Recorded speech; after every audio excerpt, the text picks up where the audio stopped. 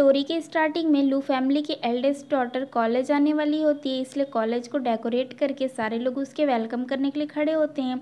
लू फैमिली की eldest daughter आती है जो कि काफ़ी ब्यूटीफुल भी लग रही होती है। प्रिंसिपल खुद उसे अंदर लेकर जाता है। सेम टाइम पे जिया जो कि इस स्टोरी की फीमेल लीड है वो भी अपने डैड के साथ कॉलेज आई होती है। उसके डैड उसे कुछ मनी दे रहे होते हैं उसके खर्चे के लिए, बट वो लेने से मना कर देती है।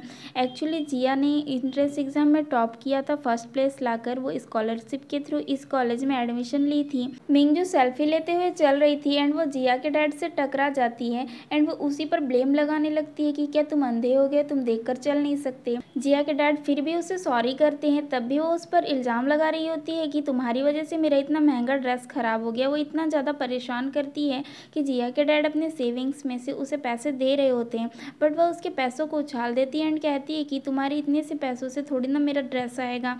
एंड वो उनकी बहुत ज़्यादा इंसल्ट करती है। जिया जब उन पैसों को उठा रही होती है तो उसके हाथ को भी हर्ट कर देती है। मिंगजू के गार्ड जिया के डैड को काफ़ी ज़्यादा मारे होते हैं, इसलिए जिया उसके डैड को हॉस्पिटल चलने के लिए कहती है, बट उसके डैड कहते हैं कि वो ठीक हो जाएंगी, हॉस्पिटल जाना मतलब फालतू मनी वेस्ट करना है। मिंगजू का गुस्सा तो अभी भी ख़त्म नहीं हुआ होता है, इसलिए लंच टाइम पे जिया जब लंच कर रही होती है तो वो जाकर उसके ऊपर सारा फूड डाल देती है एंड उसे बुली करने लग जाती है।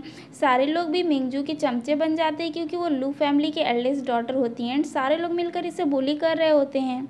जिया के डैड एक फ़िश सेलर होते हैं, इसलिए कैंटीन के लिए वो फ़िश लेकर वहाँ पर पहुँच जाते हैं एंड अपनी डॉटर को बुली होता हुआ देखकर उसके पास जाकर उसे सपोर्ट करते हैं, बट ये लोग तो उसे भी परेशान करने लग जाते हैं। मिंगजू अपने गार्ड्स को ऑर्डर करके जिया के डैड को जिंदा फ़िश खिलाने के लिए कह रही होती है।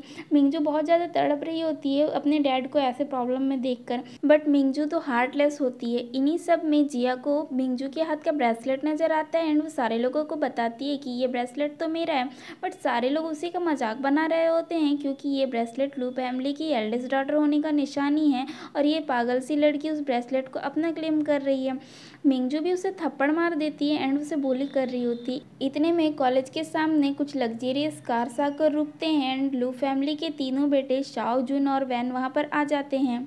लू फैमिली इस सिटी का सबसे रिचेस्ट फैमिली होता है एंड शाओ इस फैमिली का एल्डर सन होता है। वो सारे लोगों से पूछता है कि यहाँ पर क्या चल रहा है, तो मिंगजू बड़ी ही इनोसेंट बनते हुए कहती है कि फर्स्ट ब्रदर देखो ना, ये मेरे ब्रेसलेट को अपना क्लेम कर रही है एंड मुझे बुली कर रही है। जो उन सारी चीज़ों को बड़े ध्यान से ऑब्जर्व कर रहा होता है, बट शाओ भी कुछ सोचता समझता नहीं है। वो भी जाकर इसके फादर को हर्ट कर देता है एंड उन्हें बुली करता है कि तुम इस तरह से मेरी सिस्टर से बिहेव नहीं कर सकती, तुम मुझसे माफ़ी मांगो।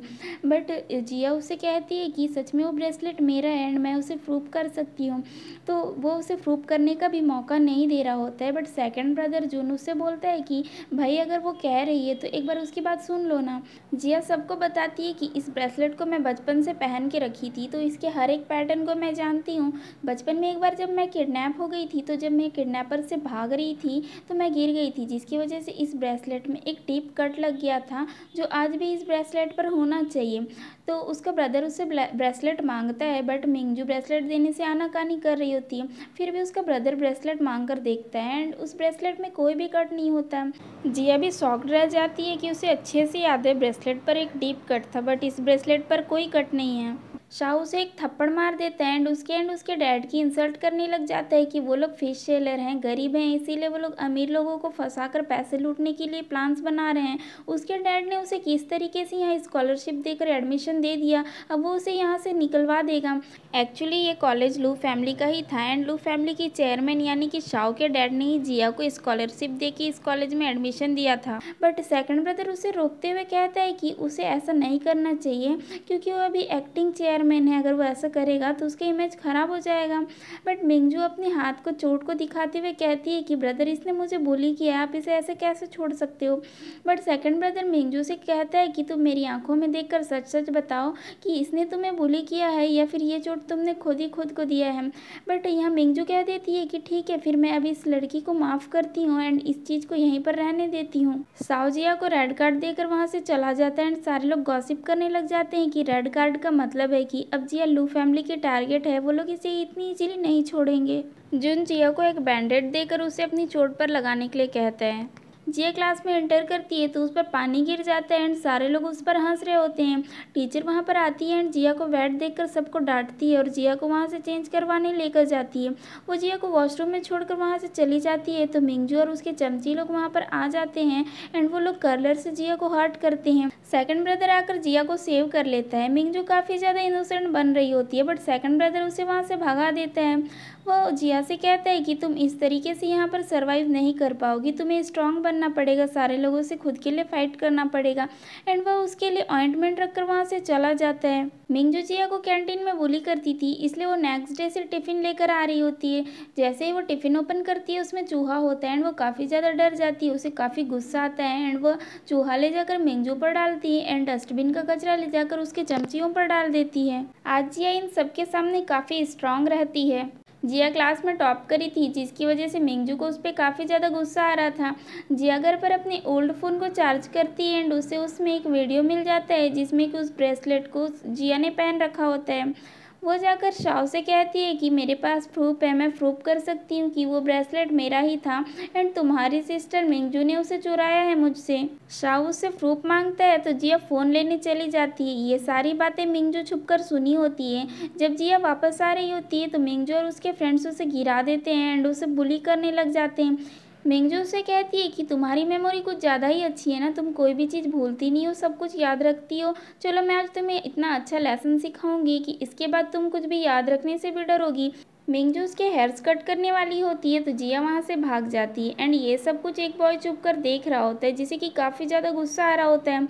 मिंगजू जिया को फिर से पकड़ लेती है एंड उसे बुली करने लग जाती है एंड उस पर वो कॉफ़ी भी गिरा रही होती है एंड वो जैसे ही देखती है कि उसकी तरफ फर्स्ट ब्रदर आ रहा है तो वो कॉफ़ी को खुद पर गिरा देती है एंड अपने फर्स्ट ब्रदर से कंप्लेन करने लग जाती है कि जिया उसे बुली कर रही है, उसने उसके ड्रेस पर कॉफ़ी गिराया है। जिया कहती है कि मैं नहीं बल्कि ये मुझे बुली कर रही थी बट ढक्कन शाओ तो अपनी ही सिस्टर का बात मानता है एंड कहता है कि लू फैमिली के एल्डेस्ट डॉटर को ट्रबल करने का बदला उसे पे करना पड़ेगा एंड वो सीजर लेकर अपनी सिस्टर को दे देता है। जुन याद कर रहा होता है कि जब जिया लू फैमिली के ब्रेसलेट पर कट लगने के बारे में बता रही थी तो वह अपनी सिस्टर के एक्शंस को काफ़ी ध्यान से नोटिस कर रहा था। तभी वो दो लड़कियों को बात करते हुए सुन लेता है कि जिया लू सिबलिंग्स के हाथों लग गई है, अब उसे कोई भी नहीं बचा सकता। तो वो वहाँ जल्दी से पहुँच जाता है जहाँ मिंगजू उसके हेयर्स कट करने वाली होती है बट वह उसे रोक देता है। वो इन अंधों से कहता है कि अगर जिया मिंगजू पर कॉफ़ी डाली होती तो वो खुद भी गीली क्यों होती, बट इन ढक्कनों की अकल पर तो पत्थर पड़े होते थे, उन्हें मिंगजू ही सही लग रही होती है।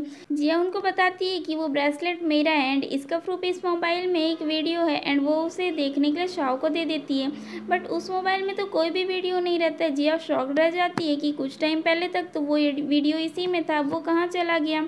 शाओ फिर से उस पर भड़क जाता है कि वो पैसों की लालच में ये सब कुछ नाटक कर रही है, उसे बस पैसे चाहिए बट जुन उसे रोकता है। वो कहता है कि मुझे कुछ तो यहाँ सही नहीं लग रहा है बट शाओ से कहता है कि क्या वो इस लड़की के प्यार में पड़ गया है जो हर टाइम उसका सपोर्ट कर रहा है। जुन उसे वहाँ से लेकर जा रहा होता है तो जिया उसे रोकती है बट वो कहता है कि वो नहीं चाहता कि यहाँ पर और ज़्यादा ड्रामा हो तो वो चुपचाप यहाँ से चले।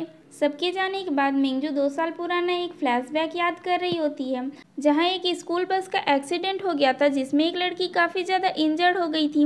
मिंगजू उसके पास आई थी, वो लड़की उससे हेल्प मांग रही थी बट मिंगजू को उस लड़के का ब्रेसलेट काफ़ी ज़्यादा अच्छा लग गया था। वह उस ब्रेसलेट को ले ली बट उस लड़की का हेल्प किए बिना वहाँ से चली गई। उसी दिन सिटी के रिचेस्ट फैमिली के सिबलिंग्स यानी कि लू ब्रदर्स को पता चला था कि उनकी सिस्टर जिंदा है एंड वो अभी एक हॉस्पिटल में एडमिट है तो वो तीनों तुरंत ही उससे मिलने वहाँ पर पहुँच जाते हैं। वो लोग उसे बताते हैं कि वो तीनों ही उसके ब्रदर्स हैं एंड जब वो 5 साल की थी तो वो किडनैप हो गई थी। वो लोग उसे काफ़ी ज़्यादा ढूंढने की कोशिश किए बट वो नहीं मिली। अभी जब हॉस्पिटल में सर्जन ने उसके हाथ में ये ब्रेसलेट देखा तो वो उसे पहचान गए क्योंकि ये ब्रेसलेट लू फैमिली का खानदानी ब्रेसलेट है। इतने में मिंगजू की मॉम वहाँ पर उसके लिए फूड लेकर आई थी तो ये तीनों ब्रदर वहाँ से बाहर चले गए। मिंगजू अपनी मॉम से कहती है कि अगर कोई पूछे तो कह देना कि मैं आपकी एडॉप्टेड डॉटर हूँ बट उसकी मॉम कहती है कि वो ऐसे कैसे कह सकती है, सारे लोग तो अपने बच्चों को 9 महीने अपने पेट में रखते हैं बट उसने तो 10 महीने मिंगजू को पेट में रखा था। तो मिंगजू उस पर गुस्सा करने लग जाती है कि इस ब्रेसलेट की वजह से वो एक रिच फैमिली की डॉटर बनने जा रही है एंड अपनी मॉम की इमोशंस की वजह से वो इस मौके को खोना नहीं चाहती है। फिर लू ब्रदर्स उसे अपने साथ ले गए, जिसके बाद उसके 2 साल काफ़ी मज़े में बीते थे। बट कॉलेज के फर्स्ट दिन ही जिया अपने ब्रेसलेट को पहचान ली थी और सारे लोगों के सामने उसका पोल खोल रही थी। एंड जिया जिस कट की बात कर रही थी वो कट सच में उस ब्रेसलेट पर था। बट मिंजू जब रिच हो गई थी तो वो इतने एक्सपेंसिव ब्रेसलेट पर उस कट को देखना नहीं चाहती थी, इसलिए वो कुछ टाइम पहले ही उस कट को रिपेयर करवा चुकी थी, इसलिए वो फंसते फंसते ही बच गई थी। एंड जब अभी वो वीडियो दिखाने वाली थी तो इसे पहले ही पता चल गया था, इसीलिए वो उसे गिरा दी थी। एंड उसका फ़ोन जैसे ही गिर गया था तो उसके फ़ोन से वीडियो को डिलीट कर दी थी, इसलिए अभी शाओ को उस मोबाइल में कोई भी वीडियो नहीं मिला था। जुनू उसके वांड को ट्रीट करता है एंड जिया को काफ़ी अच्छा लग रहा था। वो सोचती है कि क्या ब्रदर होने की फीलिंग ऐसी ही होती है। मिंगजू की चमचियों को ये मिस्टीरियस बॉय पकड़ लेता है एंड ये लोग काफ़ी ज़्यादा डर जाते हैं। उसे अपनी सारी मनी ऑफर करते हैं, बट उसे तो मनी नहीं चाहिए थे। वो इन्हें वार्निंग देता है कि इस बार तो वो इन दोनों को छोड़ रहा है, बट नेक्स्ट टाइम से अगर वो लोग जिया को बुली करेंगे तो इसका अंजाम काफ़ी बुरा होगा। जिया जब अपने पार्ट टाइम जॉब पर होती है तो वहाँ पर उसका सो कॉल्ड बॉयफ्रेंड आ जाता है एंड उसे मनी की डिमांड करता है। जिया उसे कहती है कि उसके पास कोई मनी नहीं है, बट वो उसे कहता है कि उसके पास स्कॉलरशिप के पैसे हैं ना, तो वो उन पैसों को इसे दे दे, बट वो उसे मना कर रही होती है। तभी जिया के पास उसके डैड का कॉल आता है तो जिया जल्दी से वहाँ से भाग जाती है।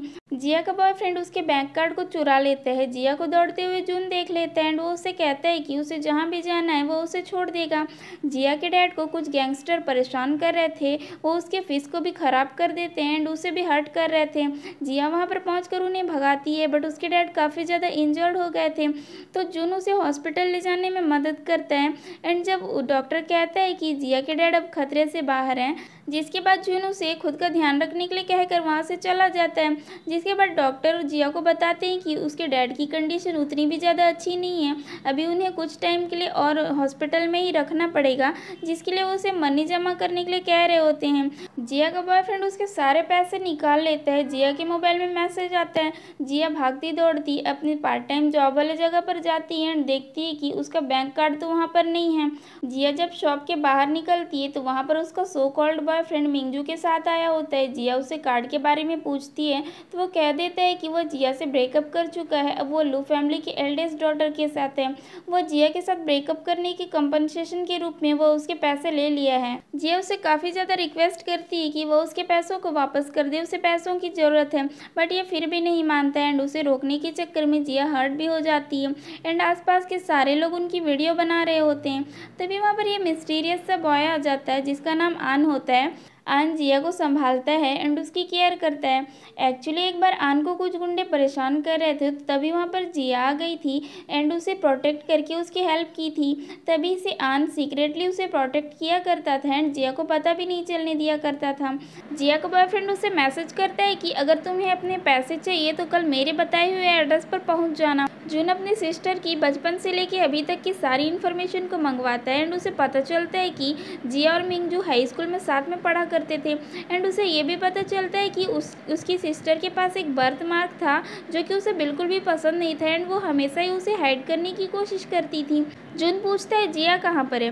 जिया अपने पैसे लेने के लिए निंग से मिलने गई होती है। वो उसे ड्रिंक करने के लिए कह रहा होता है तो वो उसकी इंसल्ट करके उस पर ड्रिंक डाल देती है, बट जिया की मजबूरी थी, उसे पैसे चाहिए थे तो इसलिए वो ड्रिंक कर लेती है।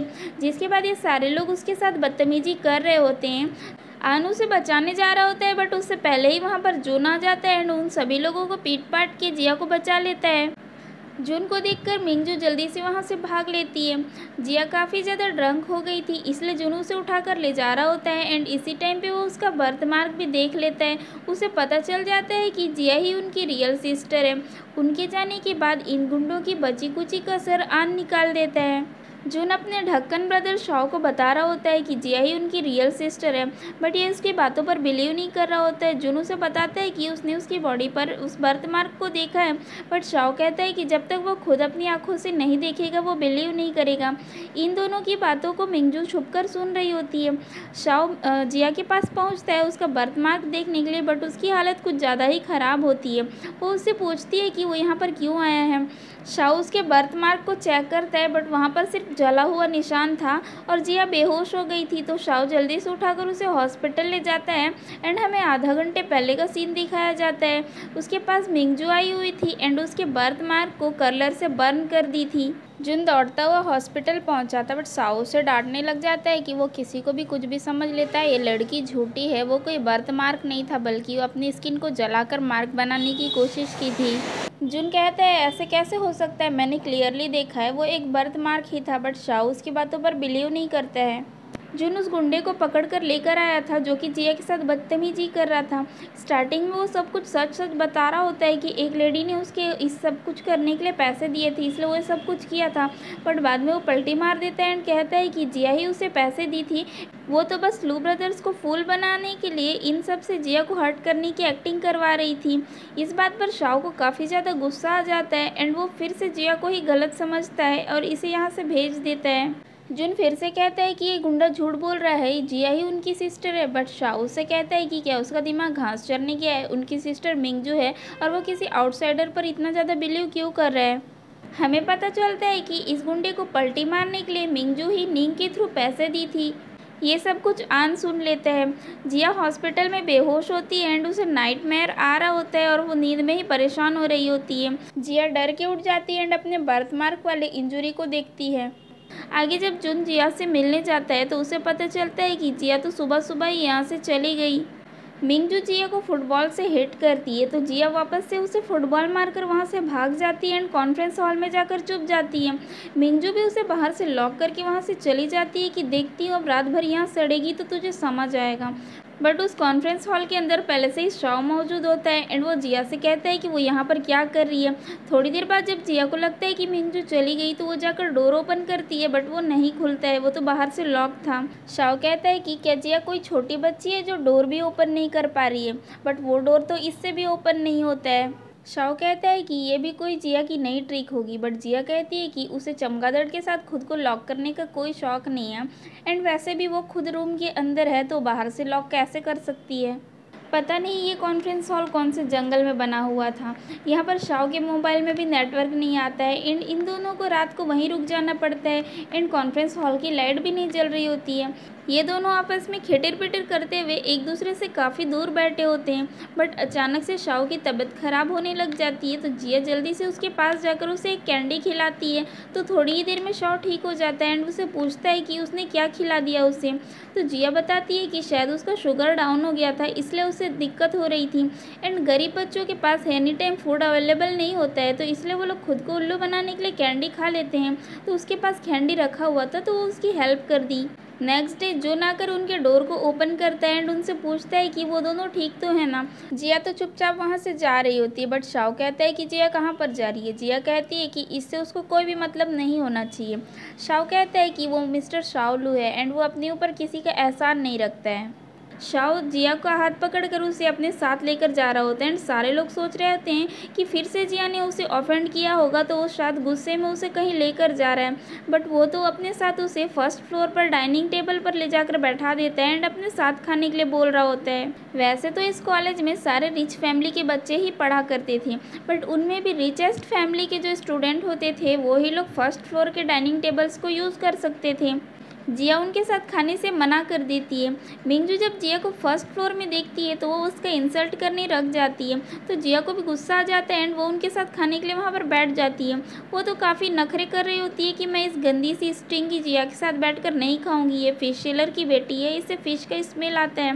बट उसके ब्रदर्स उसको डांट देते हैं, उसके पास कोई ऑप्शन नहीं रहता तो वो भी वहाँ पर बैठ जाती है। बट वो उसकी काफ़ी ज़्यादा इंसल्ट कर रही होती है तो जिया भी उसे सुना देती है कि तुम्हारी लू फैमिली का भी काफ़ी बड़ा एक्वेटिक बिजनेस है, इस तरीके से देखा जाए तो तुम लोग भी एक तरीके से फिश सेलर ही हुए। मिंगजू को काफ़ी ज़्यादा गुस्सा आता है एंड वो खाना छोड़कर वहाँ से चली जाती है। इनका थर्ड ब्रदर उसके पीछे पीछे चला जाता है। शाओ जिया से पूछता है कि उसे इनके एक्वेटिक बिजनेस के बारे में कैसे पता है। उसे फिर से लग रहा होता है कि जिया लू फैमिली में आने के लिए उनके बारे में सारा इन्वेस्टिगेशन कर रही है बट उसके पास इतना अकल नहीं होता है कि वो सिटी की रिचेस्ट फैमिली है तो सभी को उनके बिजनेस के बारे में तो पता रहेगा ही। जिया भी वहाँ से जा रही होती है तो उसको थर्ड ब्रदर मिल जाता है एंड उसे बोलने लगता है कि वो जाकर उसकी सिस्टर से माफ़ी मांगे, बट जिया उससे माफ़ी मांगने से मना कर देती है। वो उसे बोल रहा होता है कि उसके दोनों ब्रदर तो उसकी बातों में आ गए, बट वो उसकी बातों में नहीं आएगा, उसे उसकी सिस्टर से माफ़ी मांगना ही पड़ेगा।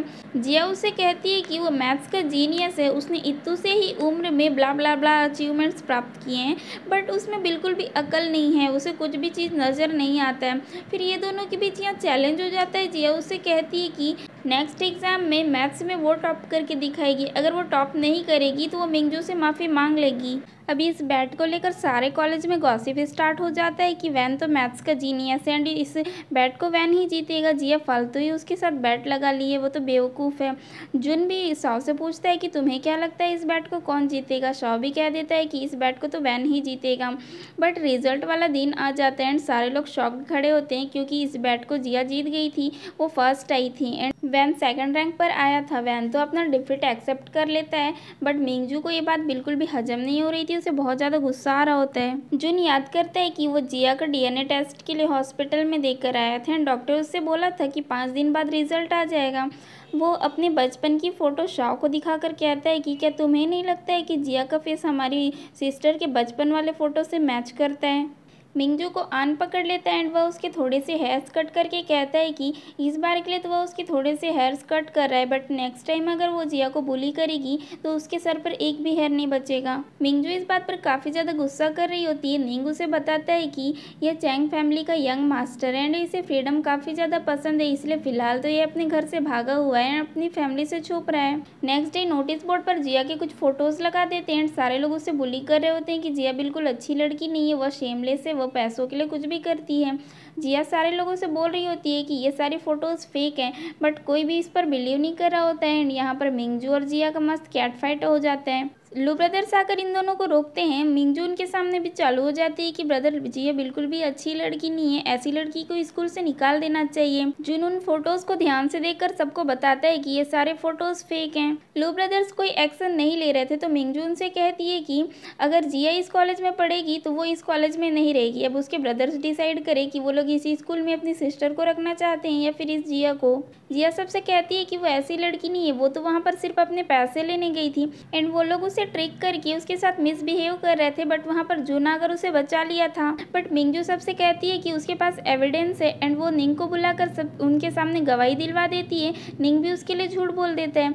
जिया को आता है खूब तेज वाला गुस्सा एंड वो साइड में देखती है कि कोई माइक में अनाउंस कर रहा था तो वो जाकर सबके सामने अनाउंस कर देती है एंड कहती है कि मेरे मोबाइल में एक वीडियो है जिसे मैं सबके पास फॉरवर्ड कर ले रही हूँ और सारे लोग देख लेना कि कौन सच बोल रहा है और कौन झूठ बोल रहा है। उस वीडियो को देखकर सबको पता चल जाता है कि निंग उसके पैसे चुरा कर मिंगजू का बॉयफ्रेंड बन गया था एंड जिया वहाँ पर उसे सिर्फ अपने पैसे लेने गई थी। मिंगजू क्लास में सबसे कह रही होती है कि जिया एक बीच है, उसे सिर्फ मेंस को सेड्यूस करना आता है, उसने उसके तीनों ब्रदर्स को भी सेड्यूस कर लिया है।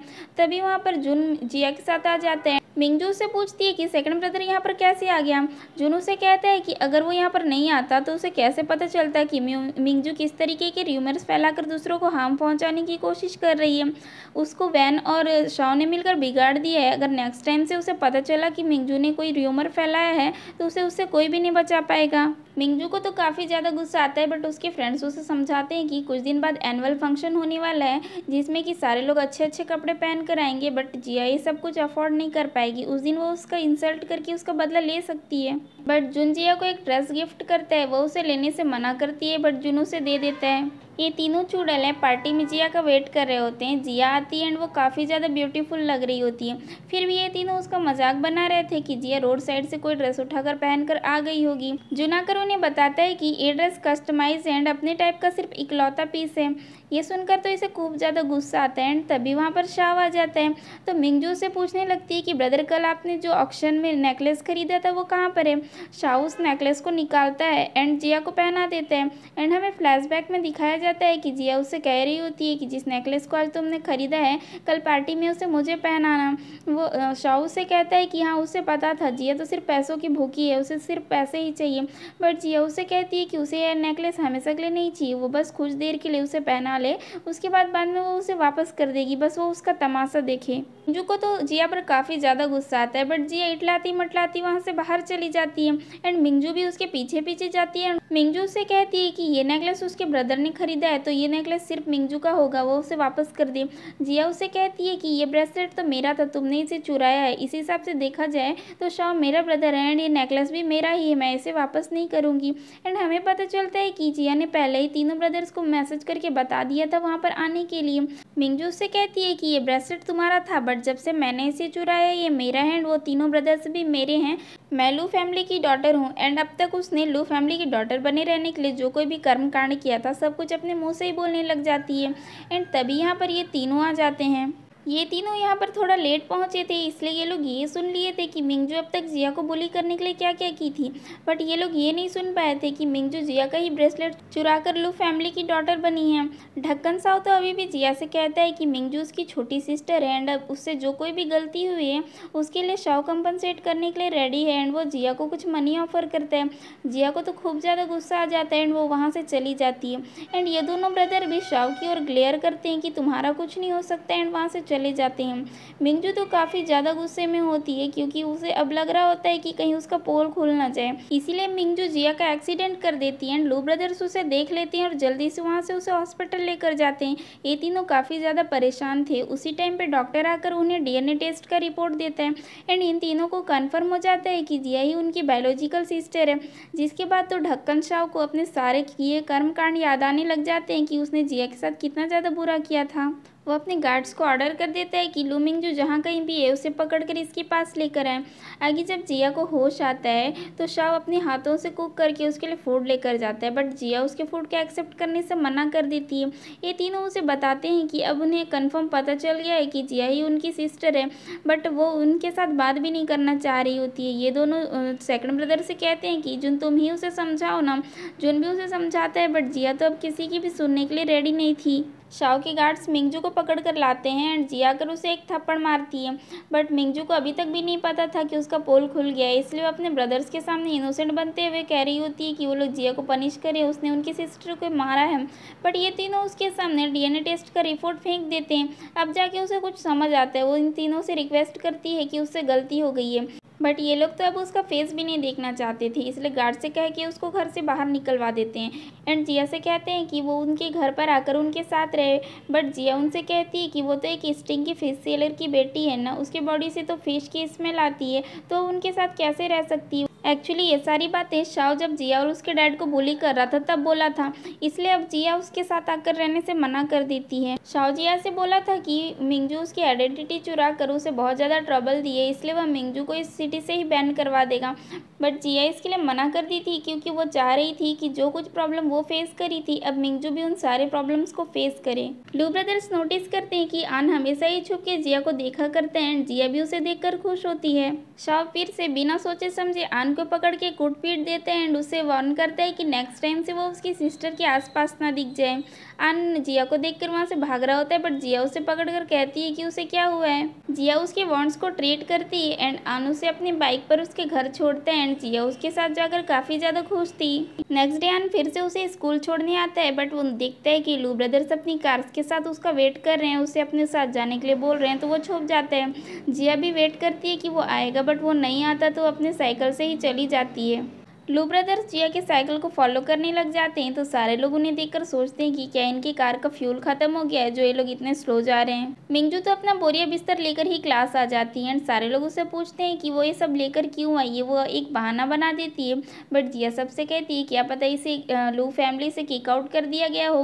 बट सारे लोग तो मिंजू की बात को ही सच मान रहे थे एंड मिंजू की चमचियाँ इसके साथ फाइट करने आ जाते हैं, तो जिया इस बार उन्हें मुंह तोड़ जवाब देती है। अब लंच टाइम पे आज मिंगजू भी नीचे वाले डाइनिंग में ही लंच करने वाली होती है एंड मिंगजू की चमची जिया को देखकर जाकर उस पर अटैक कर देती है, बट जिया तो उसे थप्पड़ पे थप्पड़ दे मारती है, जिसके बाद मिंगजू भी जिया से भिड़ने निकल पड़ती है, बट जिया इस बार मिंगजू को भी नहीं छोड़ती है।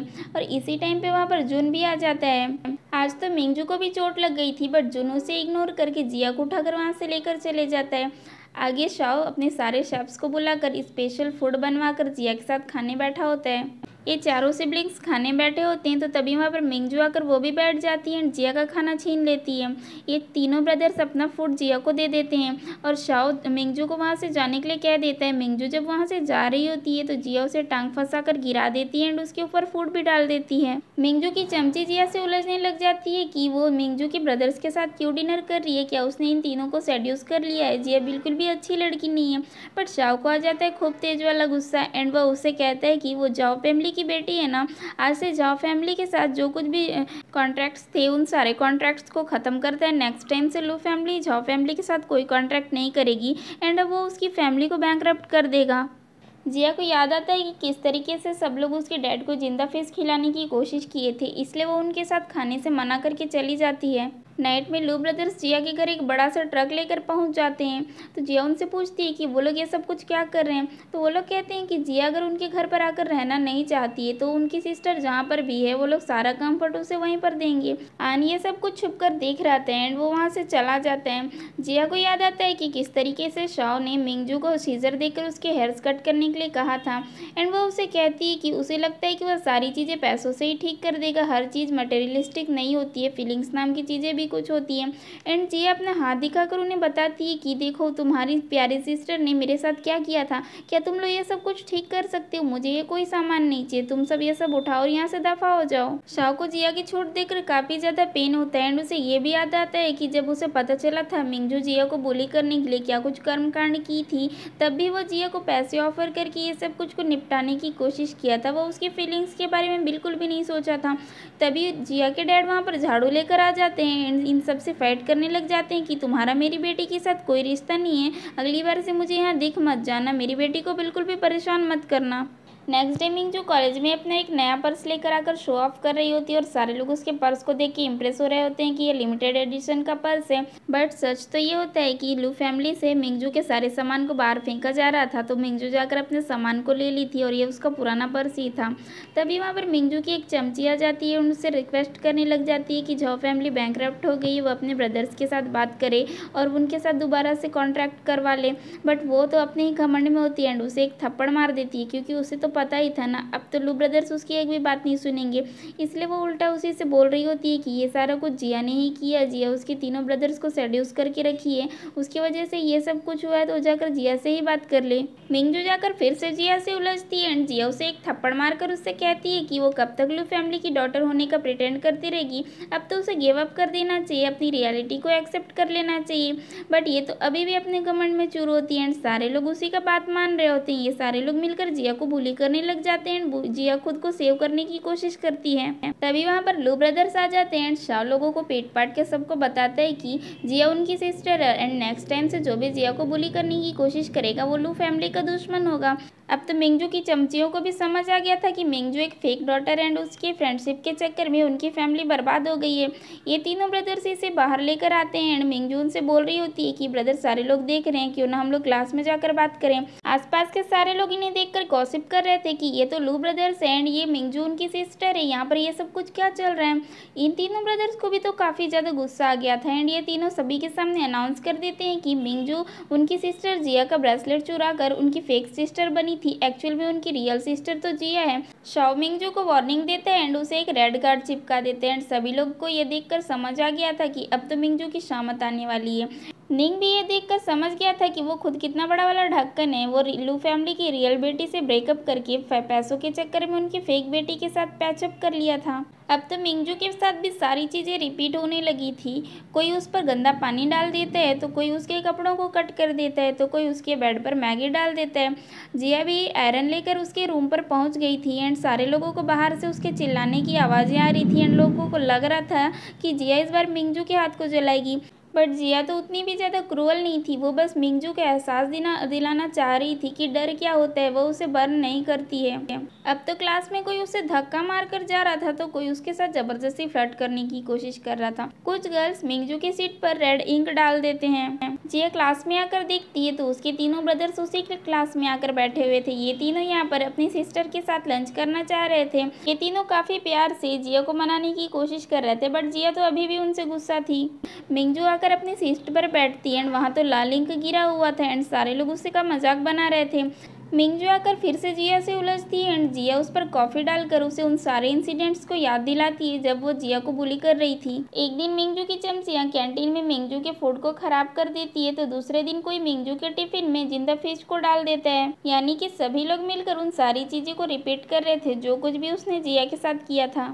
निंग आकर मिंगजू को उसका काम करने के पैसे मांगता है, बट मिंगजू कह देती है कि अब तो वो लू फैमिली की डॉटर नहीं है, इसलिए वो रियल लू फैमिली की डॉटर से जाकर अपने पैसे मांग ले। शाओ मिंगजू की चमचियों को बुलाते हैं एंड वो दोनों खुश होकर उसे बताती हैं कि वो लोग जिया का बदला लेने के लिए मिंगजू को काफ़ी ज़्यादा परेशान कर दिए हैं, तो अब वो लोग उसकी फैमिली के साथ कॉन्टैक्ट कर ले। बट शाओ कहता है कि उन लोगों ने उसकी सिस्टर जिया के साथ काफ़ी ज़्यादा बुरा किया था तो वो उन्हें इतनी ईजीली माफ़ नहीं करेगा, वो उन्हें घर से बाहर फेंकवा देता है। एंड ये लोग जिया के साथ भी माफ़ी मांगने लग जाते हैं कि प्लीज़ तुम अपने ब्रदर्स को समझाओ ना, बट जिया कहती है कि इससे मेरा कोई लेना देना नहीं है, तुम लोग अपने मैटर खुद देख लेना। लू ब्रदर्स जिया और उसके डैड को डिनर पर बुलाए थे। यहाँ पर ये तीनों ब्रदर्स जिया के डैड से माफ़ी मांगते हैं। स्पेशली शाओ उसके डैड से माफ़ी मांगता है क्योंकि वो उसके साथ पास्ट में काफ़ी ज़्यादा बुरा बिहेव किया था। शाओ जिया का ब्रेसलेट उसे दे देता है। जिया का डैड उसे कहते हैं कि वो जिया को उसके तीनों ब्रदर्स को दे रहा है, अब से उसके तीनों ब्रदर्स उसका बहुत अच्छे से ध्यान रखेंगे। जिया जब घर जा रही होती है तो कुछ लोग निंग को मस्त से कूट पीट रहे होते हैं, उससे कह रहे होते हैं कि अगर वो जल्दी ही उनका डेप्ट पे नहीं करेगा तो उसके पैरों को काट देंगे एंड वो उसे 3 दिन का टाइम देकर चले जाते हैं। जिया ये सब कुछ देख लेती है। निंग जिया को देखकर उसके पास दौड़ कर जाता है एंड उसे उसकी हेल्प करने के लिए कहता है। वो उससे कह रहा होता है कि उससे गलती हो गई, वो जिया को छोड़कर मिंगजू के पास चला गया था, बट वो मिंगजू से बिल्कुल प्यार नहीं करता, वो तो आज भी जिया से ही प्यार करता है, प्लीज़ जिया उसकी हेल्प कर ले। बट जिया उसे इग्नोर करके वहाँ से जा रही होती है तो निंग चाकू निकाल लेते हैं एंड जिया को डरा रहा होता है। तभी वहाँ पर आन आकर निंग को कूट पीट के जिया को बचा लेता है। जियान से कहती है कि उसे अच्छे से पता है कि आन हमेशा ही छुप कर जिया को प्रोटेक्ट करता है, बट वह कुछ दिनों से जिया को अवॉइड क्यों कर रहा है, वो उसके सामने क्यों नहीं आ रहा है। बट आन उसे कुछ नहीं करता, वहाँ से चला जाता है। ये सब कुछ तो मिंगजू भी छुप कर देख रही थी एंड उसे गुस्सा आता है कि चाकू से भी कोई काम नहीं बना। एक्चुअली ये सब निंग का प्लान होता है जिया को इमोशनल फूल बनाकर उससे पैसे लेने के लिए, बट उसका प्लान फेल हो चुका था। नेक्स्ट डे वो कॉलेज से ड्रॉप आउट कर लेती है एंड सारे लोग उसी के बारे में गॉसिप कर रहे थे। वो जब जा रही थी तो वो देखती है कि उसके तीनों ब्रदर्स जिया को कितने अच्छे से ट्रीट कर रहे हैं। उसे अब तो और ज़्यादा गुस्सा आ जाता है एंड उसके खुरापाती माइंड में बहुत ही घटिया सा आइडिया आता है। जिया जब जा रही होती है तो मिंगजू पीछे से आकर उसे स्टेयर से धक्का मार देती है एंड जिया को हर्ट भी करती है। जिया जब इंजर्ड होती है तब भी वो जाकर उसे टॉर्चर करती है। जिया को जब होश आता है तो वो देखती है कि जिया और उसके डैड को मिंगजू ने किडनैप करके रखा है। मिंगजू तो अब यहाँ पर साइको हो चुकी थी। जिया मिंगजू से कहती है कि अगर उसके तीनों ब्रदर्स को पता चल गया तो मिंगजू के लिए बिल्कुल भी अच्छा नहीं रहेगा, बट मिंगजू कहती है कि आज तो काउंसिल मीटिंग है एंड उसके तीनों ब्रदर्स काउंसिल मीटिंग में बिजी होंगे, जब तक उनको पता चलेगा तब तक जिया निपट चुकी होगी। मिंगजू जिया को पॉइजन पिला रही होती है, बट जिया के डैड उसे बचाने के लिए धक्का मारते हैं एंड ग्लास तो टूट जाता है, बट साथ में ये दोनों भी नीचे गिर जाते हैं। जिया के हाथ उसका मोबाइल लग जाता है एंड वो शाओ को कॉल करने की कोशिश करती है, बट ये तीनों ब्रदर्स काउंसिल मीटिंग में बिजी थे, कॉल को देख नहीं पाते। मिंगजू जिया के डैड के सिर पे डंडे से काफ़ी ज़्यादा हिट करती है एंड जिया के डैड बेहोश हो जाते हैं। साइको मिंगजू वहाँ पेट्रोल छिड़क के आग लगा के वहाँ से चली जाती है। ये तीनों ब्रदर जब जिया का कॉल रिसीव करते हैं तो उन्हें दूसरी ओर से कोई आवाज़ नहीं आ रही थी एंड उन्हें समझ आ जाता है कि जिया किसी प्रॉब्लम में होगी। वो लोग जिया की लोकेशन को ट्रेस करते हुए वहाँ जाने के लिए निकल पड़ते हैं। फायर की वजह से चेयर के नीचे साइड की रस्सी पहले जल जाती है तो जिया खुद को फ्री करा के अपने फादर को उठाने की कोशिश करती है, बट बहुत ज़्यादा स्मोक होने की वजह से वो भी फेंट हो जाती है। ये तीनों ब्रदर्स उस लोकेशन पर पहुंच गए थे। आग काफ़ी ज़्यादा तेज थी, फिर भी शाओ अंदर चला जाता है। तभी वहां पर आन भी आ जाता है। ये दोनों उसे रोकने की कोशिश करते हैं, बट वो उन्हें पुश करके वो भी अंदर चला जाता है। शाओ जिया को बचाकर वहां से निकल रहा होता है, बट उन पर एक वुडन अलमारी गिरने वाला होता है। तभी वहां पर आन आकर उसे संभाल लेते हैं और उन दोनों के यहाँ से जाने के लिए कह देते हैं। उनके निकलने के बाद हम देखते हैं कि आन के ऊपर वो अलमारी पूरी तरह से गिर गया है। आन भी बेहोश हो गया था एंड शाओ जिया को लेकर बाहर तो आ गया था, बट अलमारी टकराने की वजह से शाओ को भी काफ़ी ज़्यादा चोट लग गई थी। नेक्स्ट सीन हॉस्पिटल का होता है, जहाँ पर जिया को होश आ जाता है, बट शाओ को अभी तक होश नहीं आया होता है। ये दोनों ब्रदर्स जिया को शाओ के पास छोड़कर बाहर चले जाते हैं। फिर जिया कुछ इमोशनल डायलॉग्स चिपकाती है। वो उससे कहती है कि वो जल्दी से उठ जाए, आगे से वो उस पर कभी भी गुस्सा नहीं करेगी। एंड चाइनीज ड्रामास के चमत्कार के अकॉर्डिंग शाओ को भी होश आ जाता है एंड वो उससे माफ़ी मांगते हैं। एंड जिया भी अपने तीनों ब्रदर्स को माफ़ कर देती है और उनके साथ रहने के लिए रेडी हो जाती है। वैन जुन को बताता है कि उसने मिंगजू को पुलिस से अरेस्ट करवा लिया है एंड अटेम्प्ट टू मर्डर के केस में वो उसे जेल भिजवा देगा। काफ़ी दिनों से आन जिया से छुप रहा था एंड अब जिया उसे ढूंढने निकल पड़ती है, तो उसे आन का हेलमेट नज़र आता है। वो उस हेलमेट को पकड़कर उसे इधर उधर देख रही होती है एंड आन भी उसके सामने आ जाता है, क्योंकि अब लू सिबलिंग्स को आन को अपना ब्रदर इन लॉ बनाने में कोई दिक्कत नहीं थी। एंड इन दोनों के स्वीट से मोमेंट के साथ इस ड्रामा का हैप्पी एंड होता है। If you like this story, please do subscribe my channel, like the video, share with your friends and also hit the bell icon for further update.